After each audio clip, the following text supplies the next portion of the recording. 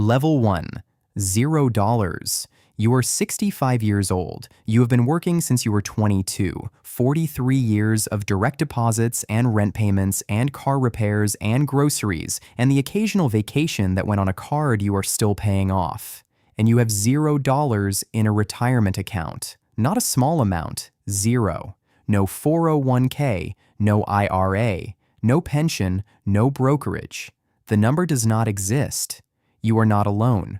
Roughly 1 in 5 Americans over 50 has nothing saved for retirement, and more than 40% have less than $10,000. You are in the largest silent cohort in the country, the one that works until the body says stop, then lives on Social Security alone. Social Security pays an average of about $1,900 a month, roughly $23,000 a year. Rent, if you are lucky and live somewhere cheap, is $1,100. Food, if you cook every meal, is $300. Medicare premiums, co-pays, and prescriptions take another $300, leaving about $227 for utilities, transportation, clothing, and the dental work postponed since you were 62. So you get a part-time job at Home Depot and work mornings. You take a roommate in the same position, split the utilities, shop at Aldi, and know the exact day the deposit hits because it is gone within 4 days. And then you wait 3.5 weeks for the next one. Run the arithmetic and it lands on $8.23 a day. 43 years of work, and your daily budget is $8.23. At this level, you do not wonder whether you saved enough. You know you did not, and the knowing does not help any more than the wondering did. Level 2, $10,000. You are 55. You have $10,000 in a 401k from a job you held for 7 years in your 30s, sitting untouched in a target date fund you picked because the HR person said, just choose the year you turn 65. 10 years out, you run the numbers for the first time, really run them. You Google, how much do I need to retire? And the internet hands you the 4% rule. You can safely pull about 4% of your savings a year without running out. So, you do the math. 4% of $10,000 is $400 a year, $33 a month, $1.10 a day. You close the spreadsheet. You open it again an hour later, certain you made an error. You did not. At this level, a slower, deeper panic sets in. Not the panic of an overdraft, but the kind that lives in the background of every decision for a decade. You cannot fix $10,000 in 10 years.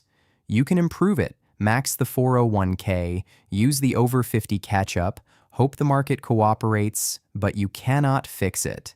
The time to fix it was 25 years ago at 30, when you had the same $10,000 and the compound curve was still ahead of you. The curve is no longer ahead of you. It is flattening, and it intersects your 65th birthday at a number that does not support a retirement.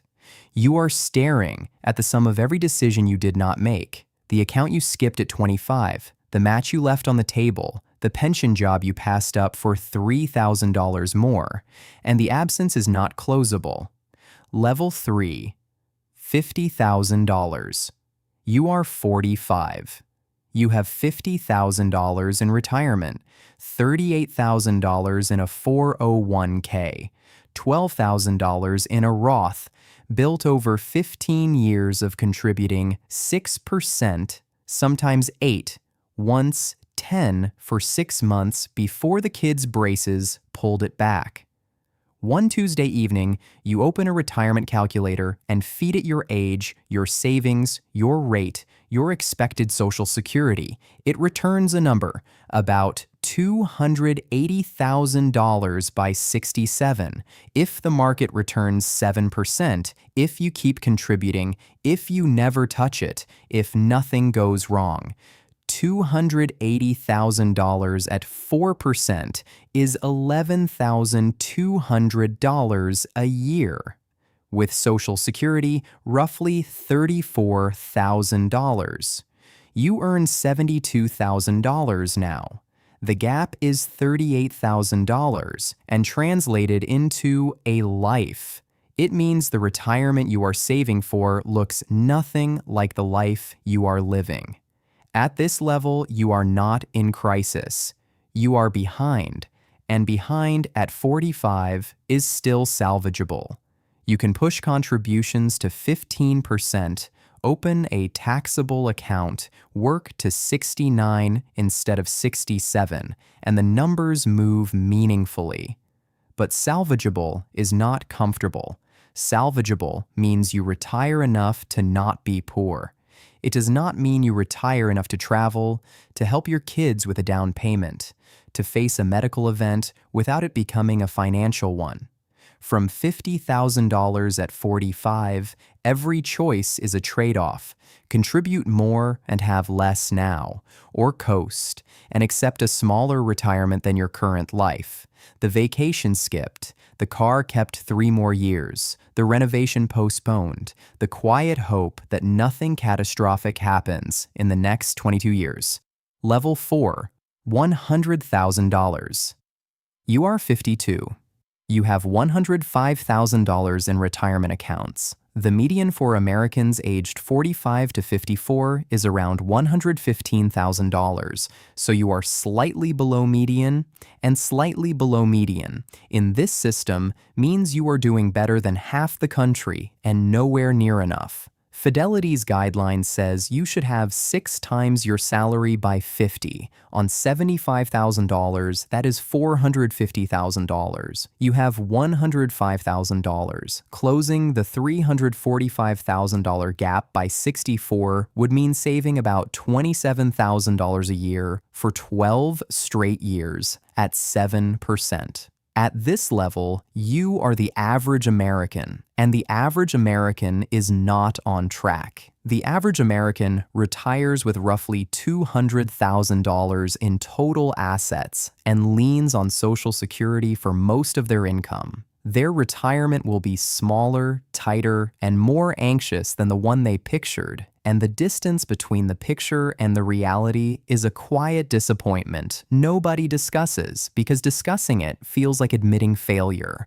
You are not a failure. You are a participant in a system that, 40 years ago, quietly shifted retirement risk from institutions to individuals, from pensions to 401ks, without handing them the tools, the income, or the margin to accumulate enough.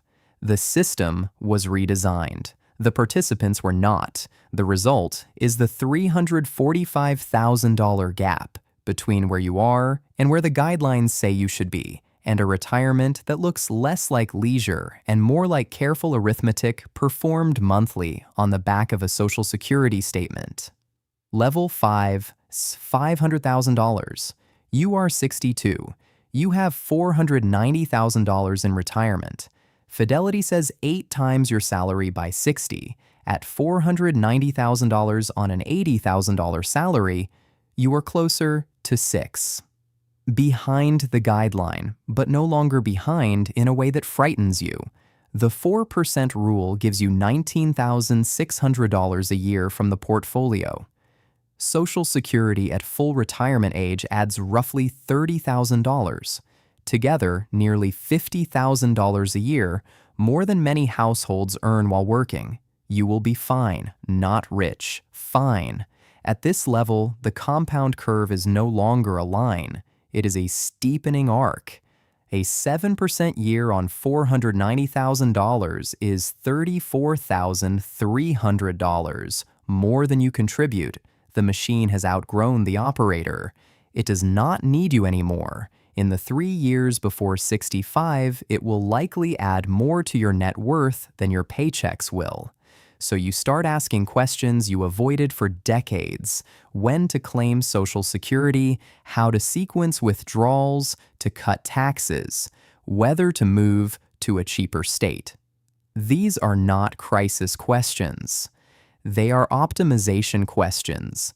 And the difference between crisis and optimization is the entire distance between $0 and $500,000, measured in years and matching contributions and compound returns. It is the distance between a retirement you survive and a retirement you choose. At this level, you are not wealthy. You are secure, and secure, once you understand what insecure means, is the whole point. Level 6, $1 million. You are 64. You have $1,020,000 in retirement a year from the end, and the number is 7 figures. The number you scrawled on a napkin at 28 when someone asked what you would need. A number that felt fictional then, a fantasy too far away to be a target. The fantasy arrived. It arrived because you contributed every paycheck for 36 years, never cashed out when you switched jobs, never borrowed against it when the roof failed, and did not sell through 4 market crashes while the machine ran in the background. At $1 million, the 4% rule gives you $40,000 a year. Social Security at full retirement age adds about $30,000. $70,000 a year.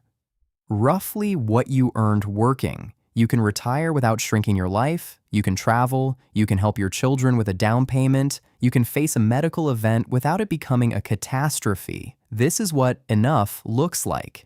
The number on the spreadsheet is not the point. The point is that it translates into a life that looks like the one you already live, except you do not have to go to work on Monday. About 1 in 10 American retirees sits here with you. The other 90% are below the line, and the distance is not effort. It is time, compounding, and the structural advantage of starting early, earning steadily, and never interrupting the machine. The machine rewarded you for doing the boring thing. The boring thing was always the thing. Level 7, $5 million. You are 72. You have $5.1 million across retirement and taxable accounts, retired for 7 years, and your portfolio has earned more in returns, roughly $350,000 a year at 7% than you have withdrawn in any single year. At $5 million, the 4% rule says you could safely take $200,000 a year. You take about $120,000. The $80,000 you leave behind keeps compounding, so the portfolio, despite your withdrawals, keeps growing and will likely be larger the day you die than the day you retired. At this level, you are no longer drawing from the machine. The machine is drawing from itself, and the excess will pass to your children, your grandchildren, the charities in your trust. You will never spend most of this money. You were never going to. It was not accumulated for you. It was accumulated because the system, once it turns in your direction, does not stop. And the only question left at the top is what you want the money to do after you are gone. You have crossed into the top 1 or 2% of American retirees, and the $5.1 million between you and the person at $0 is not a number. It is a lifetime of small daily decisions that could have gone the other way and did not. You think about the version of you at 22 who opened that first account and put in 4% because the match made it free. You did not understand what you were doing. You did not have to. The machine never required your understanding, only your participation, imperfect and consistent, for 45 years. The result is not a retirement. It is a legacy, and the money cannot teach your children what you learned. The money is just the money.